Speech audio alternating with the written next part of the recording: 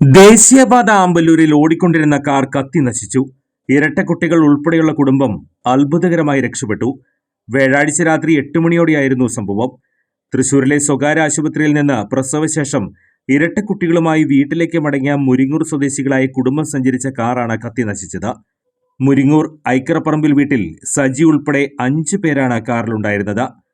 കാറിന്റെ മുൻവശത്ത് നിന്ന് പുക ഉയരുന്നത് കണ്ട ഉടനെ ഇവർ കാറിൽ നിന്നിറങ്ങാൻ ശ്രമിച്ചെങ്കിലും ഡോറുകൾ തുറക്കാൻ കഴിയാതിരുന്നത് പരിഭ്രാന്തിക്കിടയാക്കിയെങ്കിലും അല്പസമയത്തിനുള്ളിൽ ഡോറുകൾ തുറക്കാൻ കഴിഞ്ഞത് വലിയ ദുരന്തമൊഴിവായി.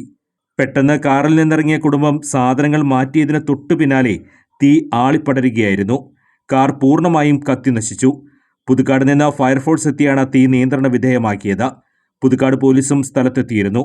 തീപിടുത്തത്തിന്റെ കാരണം വ്യക്തമല്ല. മുരിങ്ങൂർ സ്വദേശി പൂഞ്ഞക്കാരൻ ജോസഫ് തങ്കച്ചന്റെ ഉടമസ്ഥതയിലുള്ള കാറാണ് കത്തി നശിച്ചത്.